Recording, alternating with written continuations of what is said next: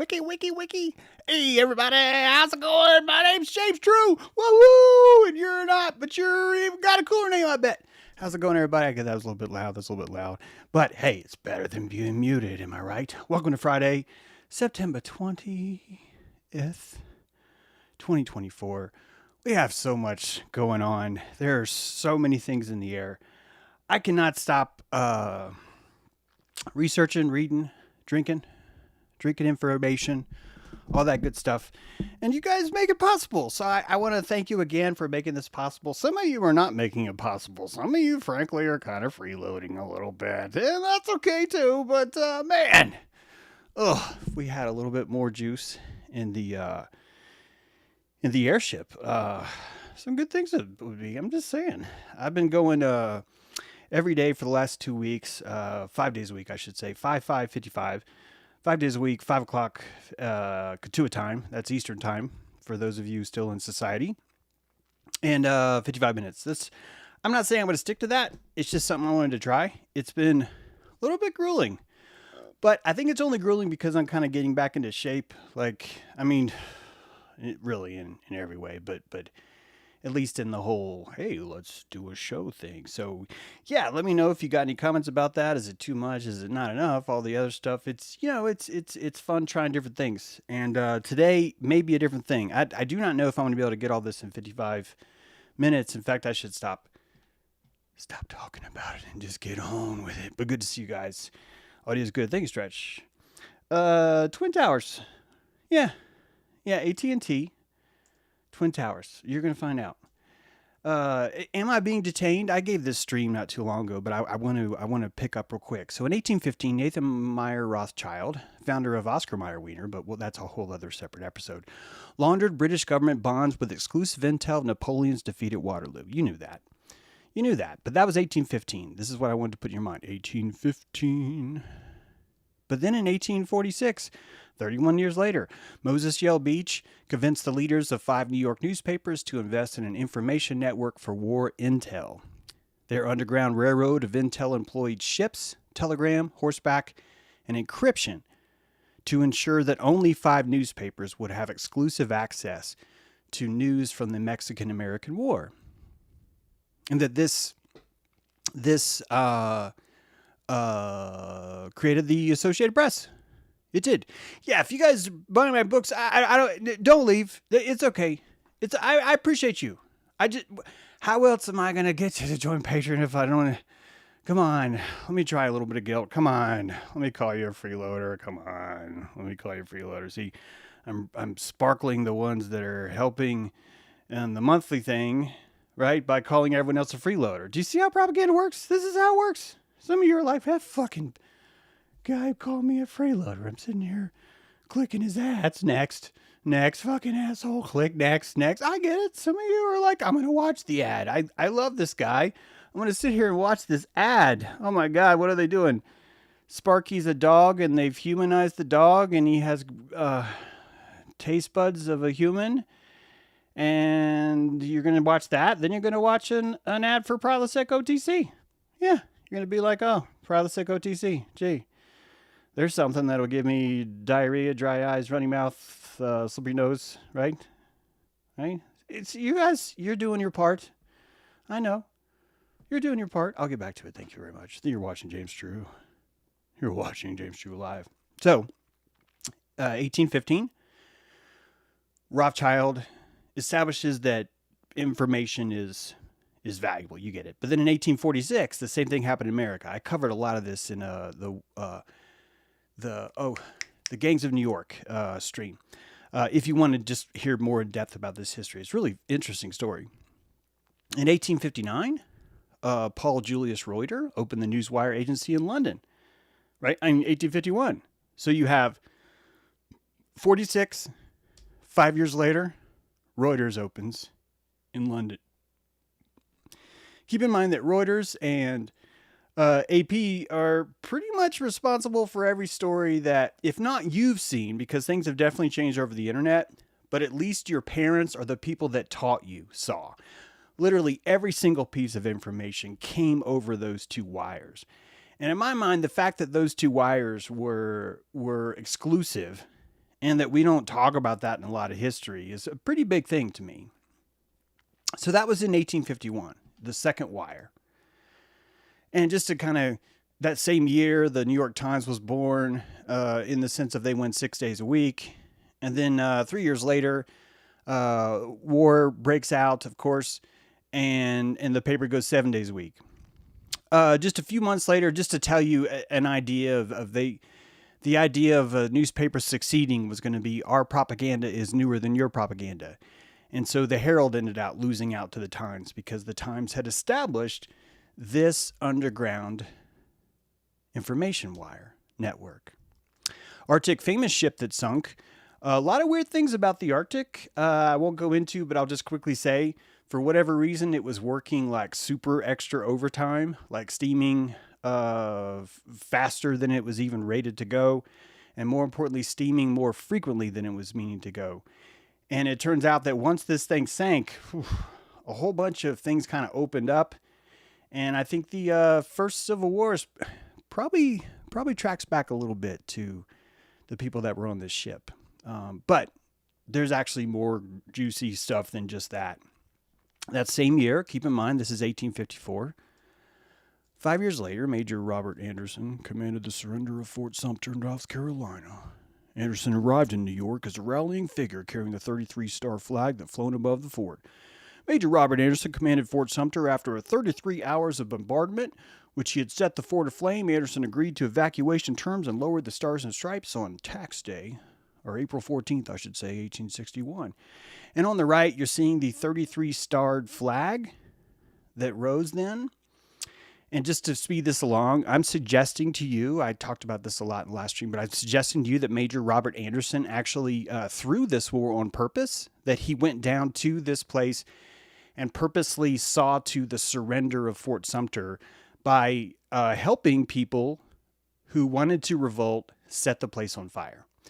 And that by doing that, he was able to come back to New York because 5 days later, okay, so first of all, before I tell you what happened 5 days later, during all this time, this dude, Thaddeus Owens, who looks a lot like Lincoln, but Thaddeus Owens was passing the Revenue Act of 1861, which basically led to the Confiscation Act of 1862, which is really at the heart of the why you pay taxes, or why some of you pay taxes. I don't know how many of you are paying. I know we're not going to tell each other, but there's the entire, hey, let's enslave ourselves with 40% of all of our life force and give it to a central bureaucracy of vampires and let them just fight over it. And then if they get some of the blood that belongs to us, maybe after they're finished drinking, they'll bring it back to us and they'll let us buy it from them so we can put it back in our fucking veins. And I'm sure it'll be just as clean as the time that we gave it to them through evaporating through our sweat, because the red blood cells are evaporating.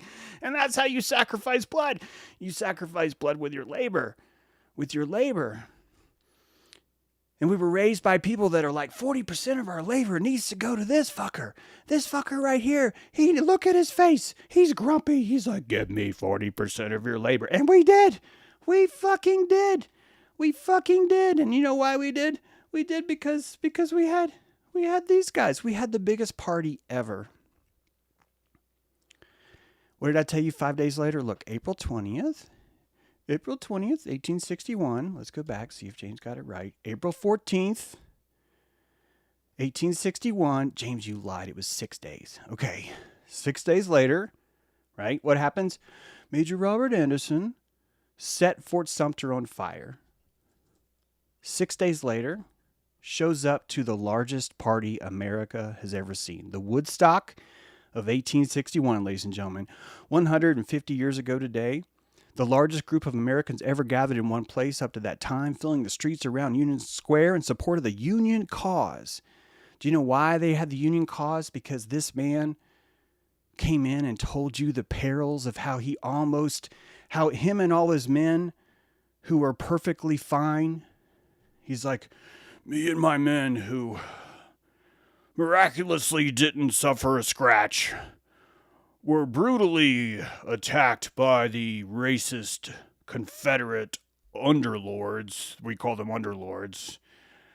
And that clearly we must respond to this monstrosity. And that when you own the telegraph lines, when you've established the means of communication, you get to say whatever the heck you want to say. James, tell me more. The original Gangs of New York was a call to partay. It was, hey, let's have a pillage. Some of you guys have heard of 9/11, so this is going to sound familiar. That the very first pillage actually was the invitation of Gangs of New York. This was a fez club where you were given a free coat, free hat, free boots, free pants, free guns, free money, free food, free shelter, free protection, free coffee, free whiskey, free looting, and some of you will win a free horse. And this is what it said.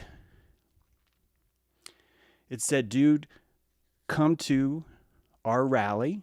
We will give you all of these things, and that we will protect our livelihood.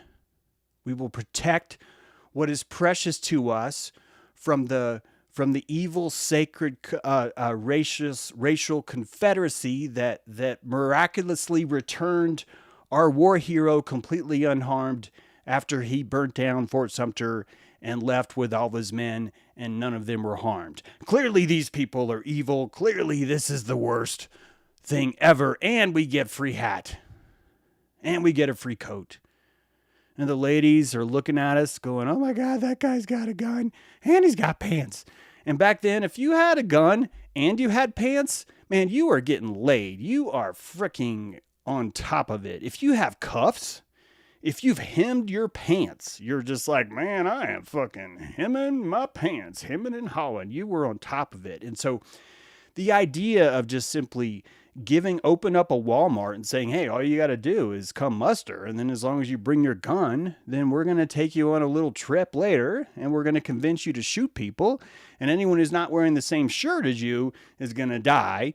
And that we're going to play the same theme song on both sides, but none of you are going to notice. And people in New York were like, oh, sounds fucking good, man. You said I'm getting a hat, right? I'm getting a hat because I didn't go to college and I see this got a fez. And I think I could just, when I was looking, I could move that fez from the left side to my right side. And that would be worth it. And if I win a horse, oh my God, if I win a horse, if I could win a horse. And this is really how the Civil War started, guys. Additionally to this, remember this giant party, the giant Woodstock? So that dude, the Sumter dude, let's get his name right. Robert Anderson, the Sumter dude, brings back the 33 stars and stripes of the flag that flew over Fort Sumter. But he brought it back to a town that had already installed a 13-starred colony. That the people in New York were actually already building the New World Order, and they were coming in to take over the Confederacy that was there. I don't mean the Southern Confederacy, you silly goose. I don't mean that. I mean Turtle Island Confederacy. I mean the original government that was here. And do you see how, if I get my head out of the way, do you see how this flag is the same symbol as this? Can you see it? It's the same thing. That this is the American government trying to take over the Iroquois Confederacy by rebranding it. It bought the corporate logo from the Iroquois and it rebranded it, and then it shamed anyone who tried to say Confederacy. You can't say the word Confederacy. If you say the word Confederacy, someone's going to call you racist. And the irony here is that the fucking Indians invented the word Confederacy. They fucking invented that word. And that the Wetiko came and we're calling the people that use the word Confederacy racist. Check it out. White guys from New York City are saying that anyone who lives in Turtle Island who tries to say that this is a Confederacy is fucking racist. And I just explained to you American history. That's literally all of American history right there. And that this is how you take over a nation, you rebrand it. And how do you rebrand it? You got to go here, man. You got to go here. You got to start with Moses. Moses, look at his lady. She's like, my husband is going to propagandize the shit out of your husband, and then your husband's going to beg me to give you alms, and I'm going to be, oh, okay, I'm a nice person. Since my husband propagandally butt raped your husband, I'm going to be a nice person to you. And that's kind of what happened. So those weren't the exact words. It's not an exact quote of Mrs. Beach, but it's pretty close. I mean, there's like a lot of colloquialisms in the translation, but that's roughly it. You can take my word for that. I would never lie during a stream. Never. Feel free to correct me in the comments if I'm wrong. Someone had a disagreement about last day's stream saying that the biological similarities are not as great as I was putting forward to you guys. So that's something to consider. I still think we had gills, though. I'm going to fight him on that. No, we had gills. As a baby, you had gills. You did. That's why some people are named Gil. The woman's like, his name's Gil. He's telling me his name's Gil. I don't know. He's telling me his name's Gil. November 21st. Let's get back in context, James. Come on. Woodstock 1861, right? This is April 20th, 1861. You're watching James True Live. Good to see you guys. And that right after that, on November 21st, same year, 4 months later, excuse me, this guy, Henry Jarvis Raymond. This was like your ultimate Republican, sovereign, like, hands off me, don't tread on me kind of Republican. And he actually founded the New York Times, believe it or not. He was in the local government there, and he actually had dibs on America's first Gatling gun. He had dibs on it. That before anyone else had a Gatling gun, he had one in the office of the New York Times. I'm not exaggerating. I'm not. Okay, the beach lady, maybe she didn't say it exactly like that because I really want you to believe what I'm saying right now. So I'll go ahead and say, Beach didn't say, well, my husband's going to propaganda the shit out of your husband. But she did. It was a lot more eloquent. She was like, my husband death will propagandize your husband's family, and they will, you get it. But this guy actually used a Gatling gun to secure freedom of the press. And if you want to know how he got the Gatling gun, I'm telling you that I think that this is the underlings of what the real government is, that you're seeing the same Rothschild idea of, I will grab a hold of the wires of telecommunication. And just as Rothschild made so much money, obviously this made sense to do it elsewhere, which is why within 5 years, this should be suspicious. Within a squirrel fucking nailed me today, by the way. But within, if I get like squirrelitis, it happened today, Friday, September 20th. He's not said sorry. He's actually pissed at me. I don't know how this works, but within 5 years, two of the major wires that controlled all of the information of the people that raised you and me were established, and they didn't really have a lot of competition. I mean, they really didn't. In fact, it already was clear to them that if they kept intel in the Mexican-American War, they would do better than anyone else. And if you're trying to establish control over a population that you just stole from another population, the first thing you're going to want to have is propaganda. It's the first thing, which is why the AP started in Montgomery, Alabama, and had an underground railroad. I shit you not. The first underground railroad was about information, and it was transmitting through secret code the messages from not just the war, but how to actually take over this land that had a lot of people that were like, hey, I kind of like the government that was here before. And they were like, shut up. We will send Miss Beach after you. She's like, oh, we'll come propagandize the shit out of here. And then we opened up Cherokee schools. So it's like, what I'm saying is not actually far away. I'm just saying maybe Mrs. Beach didn't say it. That's really all. This dude shot people with a Gatling gun to save the New York Times. 2 years later, mob riot.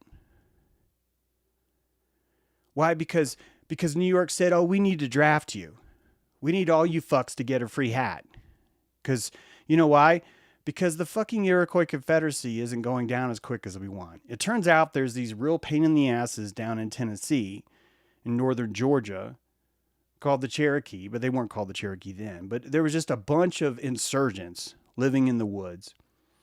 And not only were there insurgents there, I think they were actually rioting in New York. I don't think the riot was about the draft, ladies and gentlemen. Why? because I don't think a lot of people believed that you could just do that. First of all, you had to be literate.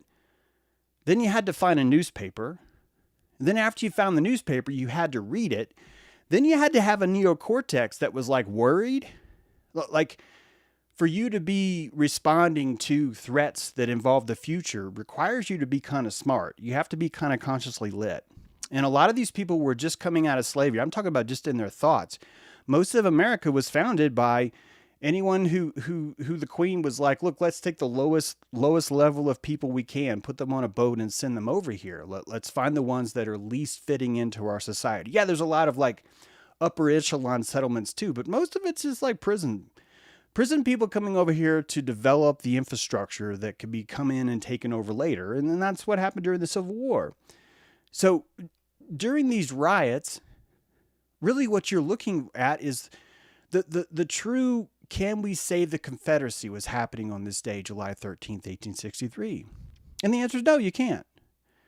That the Times with their Gatling guns, with their communication, we want to instill that every single person is free. Well, James, that sounds like a nice thing. Yeah, except for the Revenue Act. You see, the very year that they declared everyone free is the very year they declared that everyone who's free pays taxes. And so the entire idea of liberating the slaves is actually just creating a tax base, creating a tax farm. And the only way you're going to insist that everyone has to pay these taxes is you're going to have to give away a lot more hats. And the Union Army was formed. It was formed from that whole idea. But it didn't quit there. I had to get through all that because I want you to see the momentum just kept going. Because that AP and that Reuters, it became the telegraph and the telephone system. And the sole purpose of that was to take over America one wire at a time, to set up as many transfer stations for the distribution of propaganda as they possibly could, as fast as they could, as quickly as they could, because this would ultimately be all that they would need in order to establish control. Why do you need to threaten everyone with guns when you could simply whisper rumors into their ear over a copper wire? And if you waited long enough, you could get to their children. And if you had enough vision to see how powerful this is, and I think a few people did, Rothschild would be one of those, although I've said before, I think he would probably be the weakest among them because we see him. But that you would understand that the real battle over America would be this. It would be this. And so the quest to destroy the Confederacy is done with copper. Continuous copper connecting everyone at the same time. There are some really cool people on Substack. I don't mean to limit it to all, but one of them's name's Albert. And Albert sent me this movie that I'm not going to show you because it's like a Hollywood movie in the copyright. It's also not exactly, if you check on Patreon or if you check in the link, I don't have the link right now, but if I can find a way to give you this link, it's more about like a copyright thing. Or if you come to Substack, it's like right there. But the point is this. This isn't me. Someone showed this to me. Albert did, but also he showed it to me from a video that someone else made. And I think this is related to what I'm just sharing you. In 1968, so 100 years later, AT&T invented the number 911. They were the ones that actually said the number is going to be 911. And in 1968, the construction of the Twin Towers started to raise up from the ground. They had done the basement a couple years earlier, but the construction itself started to go above ground. It started to be raised, so to speak. Number 3 in 1968 was the first use of the word coronavirus was used in print. And I just want to walk through these things really quick. Here's an advertisement on May 2nd, 1968 for the towers. And they're called The Mountain Comes to Manhattan. It's got a plane in the towers. Forgive me if some of you guys have already seen this, but the point is that this is a morphic resonance. It's a story where people are concerned. A pilot is concerned. Yes, the Port Authority of New York is trying to build a trade center, which according to this pilot adds an additional risk. And so with the launch of these towers, the resonance, the Oracle mythology, something I talk about here a lot, the Oracle mythology was saying, dude, a plane's going to hit these things. And that's fine. I don't need you guys to believe that in the Oracle mythology thing. I think it's more about resonance. But please don't think that means you have to, I could be wrong. I think that there are coincidental resonances that make more sense versus there's like one guy who is like writing all this shit down and he's got like Nathan the numerologist, right? Who follows him around on his plane, and he's like, Nathan, what's the best form of attack for I want to blow up a building? And Nathan's like, oh, it'd be great if you were to blow up a building that starts with the letter G and it happens on this. I don't think it happens that way. I think it's much more profound. I think it does happen, but I think it's much more profound. Don't worry, you can still have evil people in the world. I just don't think evil people are using numerology. I think that the fact that they're feeble isn't necessarily proof of that. Yeah, there's a lot of resonance that happens, absolutely, but we don't necessarily know that that's evil. Most of the time we're watching gardeners just tending to their own shit. They're going to have some fights with other neighbors. It's going to be stuff like that. It will always look like evil to us because we're not at that level. The same thing would happen in your yard. If you go to mow, some of you maybe mow your yard. I don't know. Hey, takes all kinds, right? And that would be considered evil if you were living in the grass and you're like, that fucker killed all these caterpillars or whatever it is. So it's okay to feel that way, but at the same time, even that is more of like an emotional limbic reaction to what's happening, when really you're just looking at two people that are just trying to control the wires that control the world. And so you're going to think, well, whoever wants that most is probably going to win. And whoever wants that most is probably going to have to do some fucked up shit to get it. Whether or not they plan all this numerology, in my mind, the environment itself has this built into the symbolism of this place. I'll just move on. I just want you to decide is all. This is June Almeida, photographed in 1968, the very year that she co-authored. She was the leading author on this paper in Nature magazine, and it named coronaviruses as recognized as an informal group by these different virologists. And that using negative staining and avian infectious bronchitis virus has a characteristic electron microscopic appearance resembling that of a moxovirus, then goes on to describe what looks like bursts and basically describes what we think of as the coronavirus today. And there's more though, because this movie I'm telling you about, what's so good about Feeling Bad, is a movie with George Peppard, fucking A-Team, right? Dude, Hannibal on A-Team. Plays an artist living in New York, and he gets a bird flu. A weird toucan flu comes in, and everyone starts to wear masks, and everyone starts to freak out. And they end up gassing the whole city. And it's very resonant.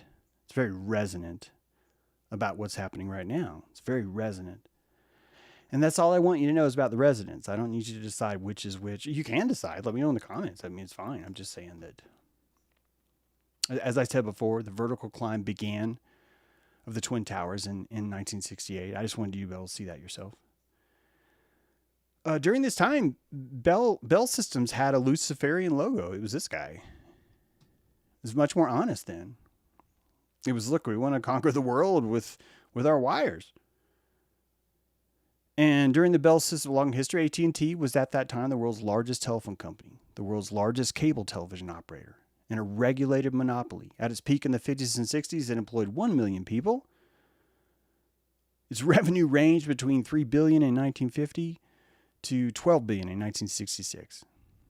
In 2005, AT&T was acquired by Baby Bell and changed its name to AT&T Incorporated. AT&T finally dissolved legally just this year on May 1st. Isn't that interesting? Just this year. It's as if the entity AT&T came, it was here, it needed to wait until these things that I told you about and that have happened, and now that they've happened, it's able to close, and the symbolism is done. One of the things that gave Bell Systems so much power was this concept of one policy, one system. And that really, this was the only opportunity where you could have a blatant telephone monopoly in the world. That the idea of connecting the place with wires almost elicited the idea that there would be one central control. If you think about railroads, it's kind of the same thing. It's like, how do you do that with like laissez-faire politics? Not that the politicians were even trying that. This is just more the myth when you were a kid. Oh yeah, we were trying to keep everything fair. And it's like, yeah, that's a good story. And I think what was really happening is like I said, the government is letting go and saying, look, we don't actually control, we don't control things because you guys control the propaganda. And I think this letter by Woodrow Wilson really says it all.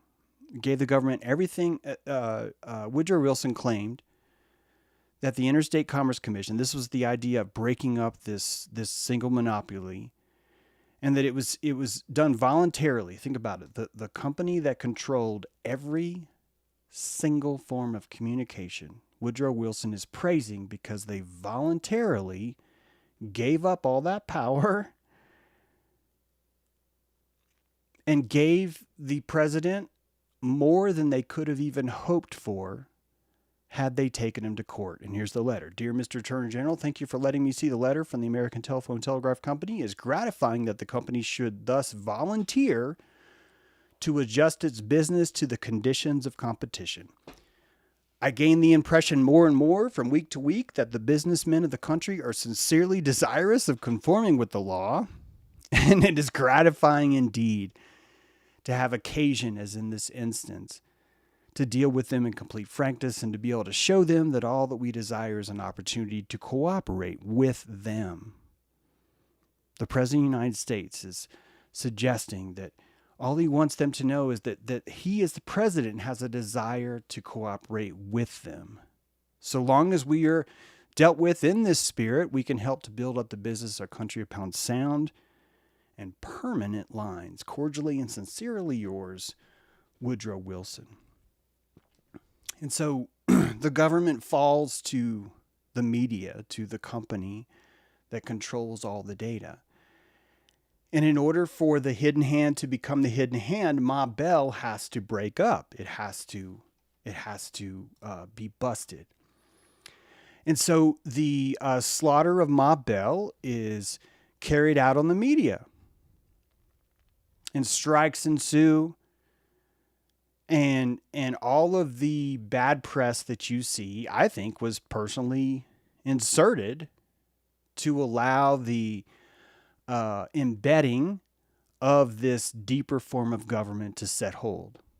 And this was all the way back from the Civil War, but all the way up through 100 years later. This is all taken past. I skipped a lot of room on purpose. And so the principle of on the Bell Highway of one policy, one system, universal service has led to what we have right now. It's where we have right now is because of that very system. And so when you have half the world saying fucking Muslims and you have the other half the world saying fucking Jews, then that's checkmate for New World Order, isn't it? I mean, that's just checkmate. Jerome Albert, I'm gonna skip that one. A few other things that AT&T did. Some of you guys aren't programmers, so you're not going to think this is impressive, so I'll be quick. But AT&T invented the first C compiler. This is pretty big. Literally every piece of software that you've probably ever run or seen or encrypted or compiled or opened or shared or downloaded or thought was protected was made by one company, and that company was AT&T. In fact, they started the first Unix operating system was founded by AT&T. Me, very big fan of open source software. And that after doing the research for this show, I realized, fuck, all open source software is controlled by the two towers. Here's a map of all that software showing you all the software that is Unix based. Some of you might be on a Macintosh, and just to show you the size here, down here, little tiny box here is Mac. Most of everything else you see is basically every single thing that runs on the internet. Now, things have certainly changed over time, but Unix is still pretty much the one world government of software. And you can compile your own version, of course, but deep down, you're going to be utilizing a kernel that you and I didn't write. And not only that, most of us aren't going to really be able to see what kind of protocols are in there. I'm talking about resource intensive. We'll get to that.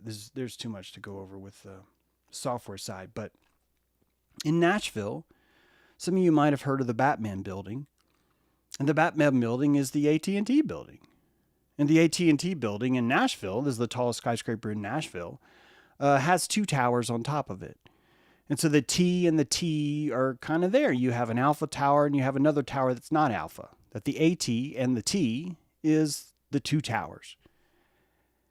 And if you just do the S, oh, by the way, this same building was bombed. It's actually right around the corner, but the same structure. We'll get to that in a sec, don't worry. And the symbolism is pretty cute. There's 33 stories in this AT&T building. It's the street address is actually 333 AT&T Way or something like that, but it's 333 Commerce. Oh, 333 Commerce is what it is. And I know you guys have probably seen this before because this place gets struck by lightning all the time. It's kind of famous for it. Yeah, well this should be it. Let's see.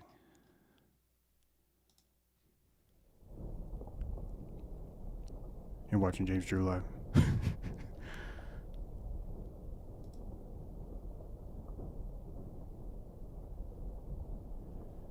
Right, and I'm sure you've seen this meme, but I don't know if you realized how deeply related it was to the two towers.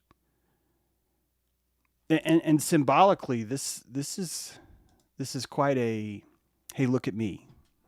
Symbolically, right? That's a pretty big hey, look at me. And the other people noticed, of course. Other people noticed. Let's see, 2020. So I think the government probably closed March 22nd, 2020. And it was done with a bill that was passed on March 22nd, 2012. So Obama signed the DPA and then Trump used it to, I think, do the same thing that the Confederates did, where all of a sudden we had a 33-star flag. And that 33-star flag was in the same diamond pattern as the Haudenosaunee, the Iroquois Confederacy.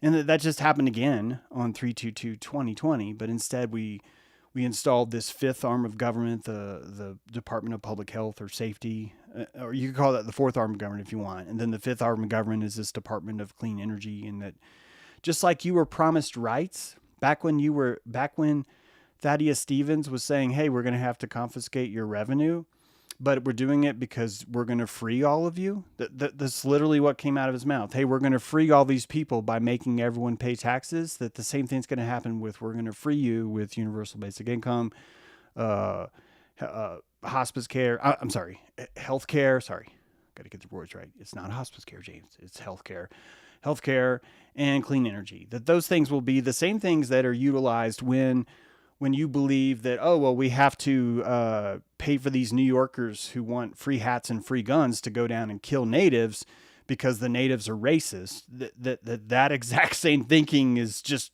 was done on 3/22/2020. It's actually why I saw it. It's actually why I pointed it out to you guys. And I wasn't the only one. This always struck me as odd when this happened because of when, but in 2020, an employee of AT&T uh, rumored, I should say, to have set this bomb off. And that it's inside the RV that's right here. There's an RV right here. And that explosion took place on Christmas morning. And that place was here. Right here where the red arrow is, right here where this little red arrow is where that bomb went off.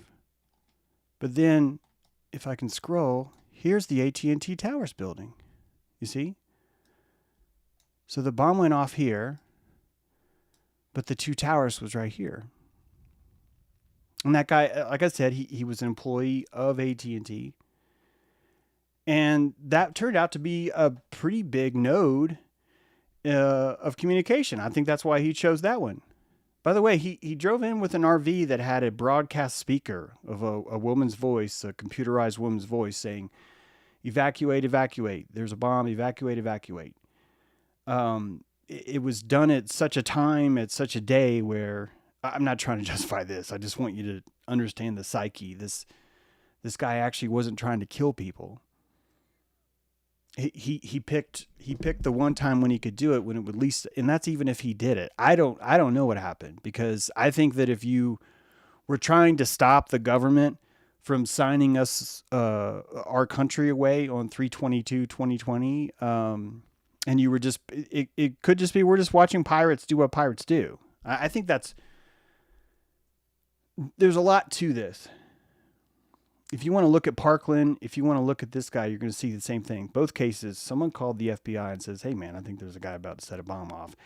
And that instantly, as soon as that happened, the FBI moves in, and they're not like, hey, we got to stop the bomb. A lot of times it's more of like, who else can we implicate?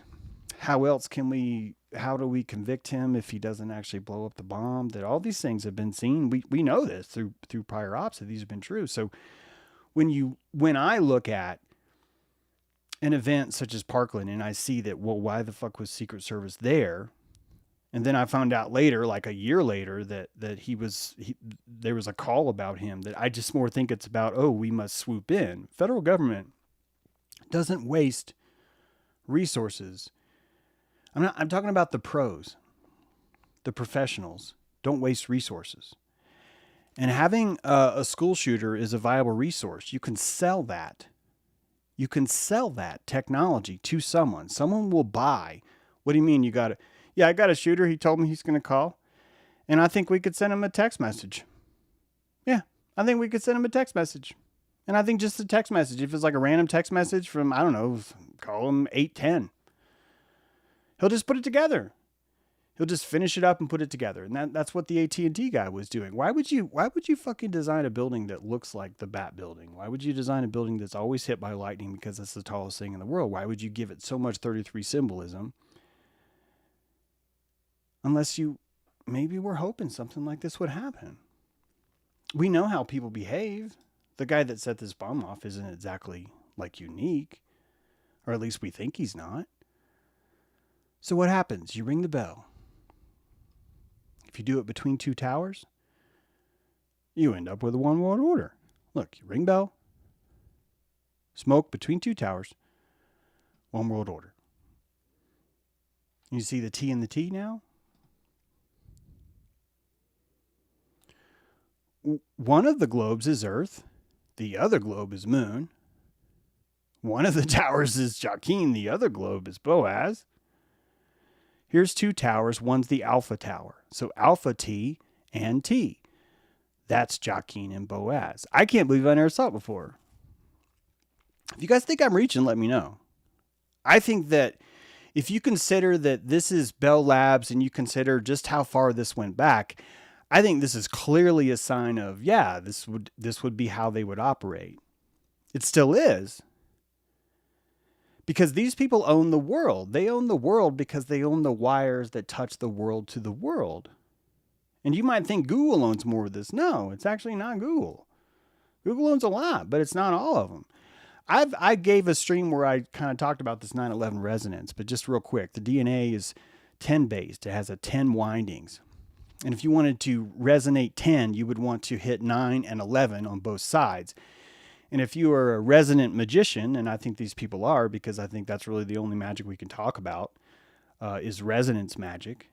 And that in order to resonate something, you're just looking for a holographic. This is why I tell you, I don't think that someone has to plan this. It makes our world less magical if you insist that someone has to plan it.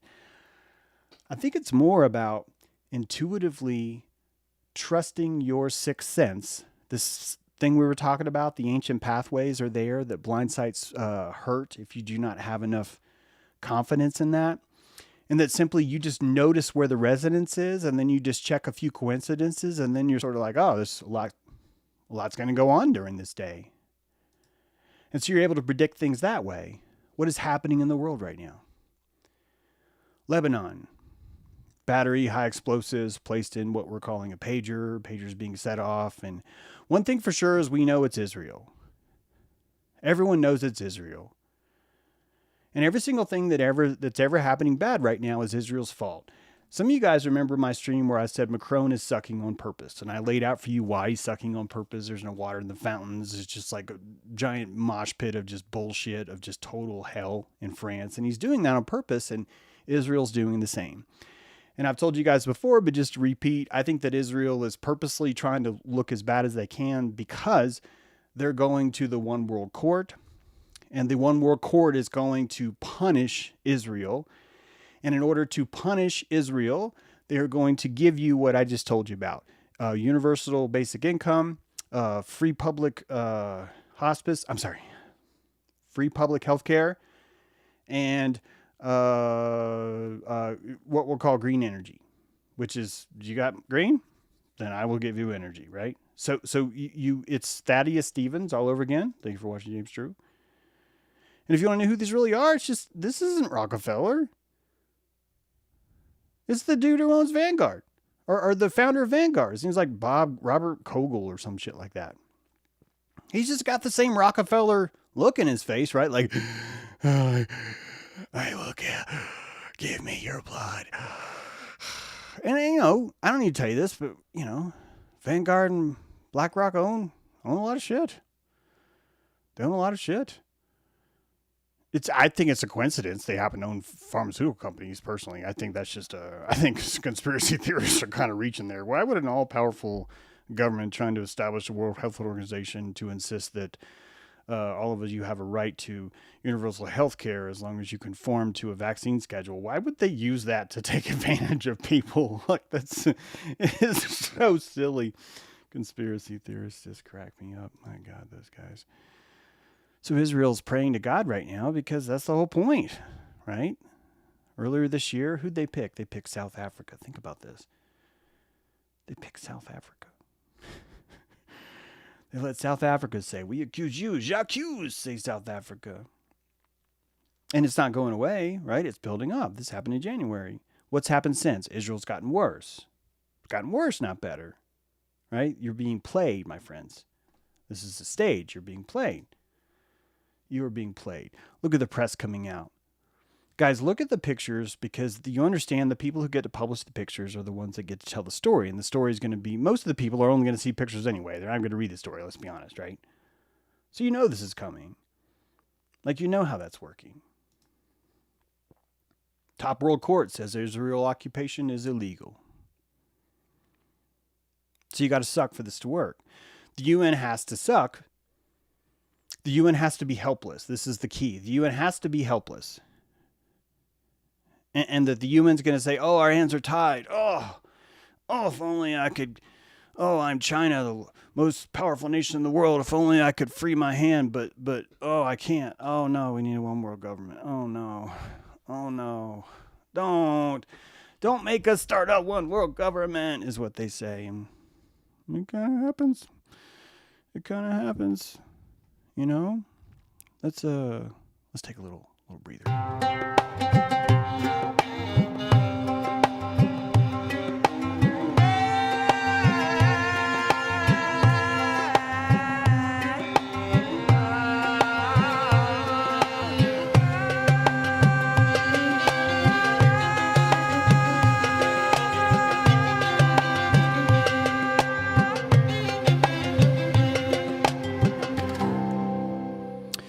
Yes, indeed. The ampersand amplifying the sound. Always good to see you polymathing. Exactly right. I agree. The ampersand between the two T's is just saying and. So not only you have twins, but you're just and. You're letting freedom ring. Do you hear this? You're letting freedom ring. You're letting freedom ring. Now we're going to change gears. Because it's one thing for me to tell you what's already happened. It's quite another for me to tell you what's about to happen. Feel free to come back and burn me on this. It's fine. I can take it. If it turns out I'm wrong, that's okay. It's okay. I will be wrong again. And this is why I encourage you to have a strong ego so you can afford to be wrong. Some of you have corrected me, and maybe I haven't had enough electricity at the time to be corrected. So hopefully I'll have enough electricity if this is wrong. Purple Mountain, October 14th, 2024. Something's going to happen. I don't know what, but something's going to happen. And I just want you to be aware of these themes. Purple Mountain, Purple Mountain, 10/14/24. Something about a comet. Something about maybe 10 white stars versus 14 yellow stars. Something about maybe the moon. Maybe the moon on the comet, something about a blue beam or some kind of like purple alien thing. Something's going to happen on 10/24. And I don't mind being wrong, but I'm just calling it. I'm calling it because it just, for me, remember how I told you that it's not about, you don't need a numerologist this is why I don't like the people that are like, I found a sacred book that no one else saw, and I'd show it to you for $99.95 a month. It's like, fuck you, dude. Esoteric does not mean rare. Guys, listen to me. Esoteric does not mean rare. You are being duped. Esoteric means it is everywhere, but only a few people see it. It sounds so close, doesn't it? Rare. And people are selling you, I have a secret paragraph that no one else has seen, and I'll show it to you. And that's not esoteric. That's called hoarding and mind control. Esoteric would mean it's all around you, but only a few see it. That's what esoteric means. And when you have enough ego and you could be wrong or you could be challenged, all these things I'm still working on myself, you can start to tune in to your dowsing, your tuning fork, and it becomes more confident when you take chances and fail. This is actually how it's more confident, which is why I'm taking a chance right now and saying, I think there's probably going to be something big. Comet C 2023A3, called the Suchenshan Atlas, is expected to be visible in the southwestern evening sky around October 14, 2024, one day after its closest approach to Earth. The comet may be low in the sky, but it could be visible in a dark sky. If optimistic predictions are correct, it could become as bright as Comet Hale-Bopp in 1997 or Comet Hyakutake in 1996, and could be visible even in light-polluted cities. It could also have a long tail if viewed from a dark location. The name, Suchinshan, is the Wade-Giles transliteration. Wade-Giles is Angels of Centerfold. The Wade-Giles, they were like sort of like pre-Hall Notes. They wrote a Jay Giles band, actually discovered the comet. I'm just kidding. That didn't happen. That didn't happen. But everything else did, okay? But just that little part about Giles, I don't know why I went there.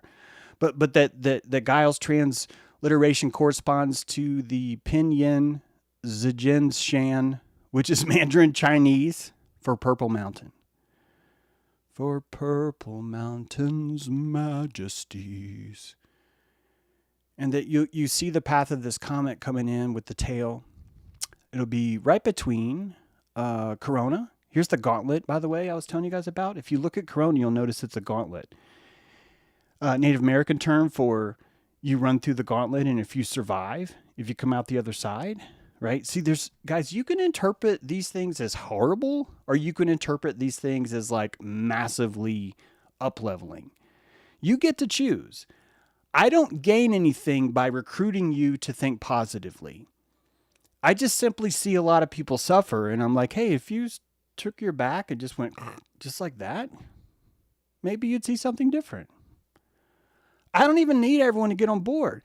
I think ultimately, if people were more on board, all of us would have better time because I think that overnight we wouldn't give our electricity away. That's what I think. But I'm an irrelevant dude that people say or whatever. I'm just a little guy who calls things. And I wish I had enough ego to brag about things that I've called right. But I've called some things right. I do have ego, just not right now. I want to get through the rest of the show. This, I know this is tricky, but there's a spectrum between mythology and reality, and you're looking at it.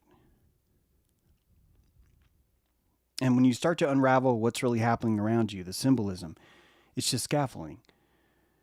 It's centrioles. We discussed this yesterday. It's the crystalline, translucent scaffolding that holds the cell together. And those are archetypes. And when I hear some of the archetypes being discussed as fraudulent, like last time with Jesus, it just makes me want to kind of shake my head because they don't have to be, there's nothing that has to be bound in reality. If something's bound in reality, that doesn't give it more significance.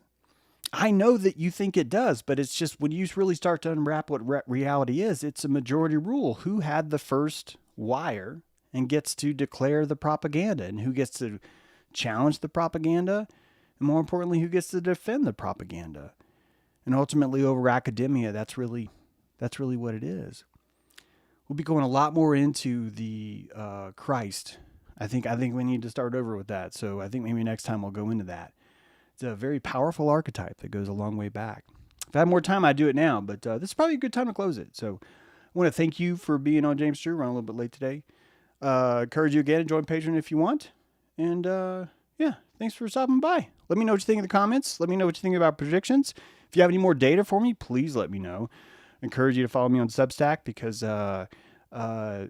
Jerome, another cool guy, is looking through the Bill Cooper. According to Jerome, Bill Cooper said that there's going to be something big happening in October of 2024. And when I saw that, I was like, dude, I've been talking about this Comet on 1024. Maybe they're related. So if you want to stay tuned, you could join Substack for that. Thank you so much, you guys. Appreciate you. Thanks for being here. James Drew Live.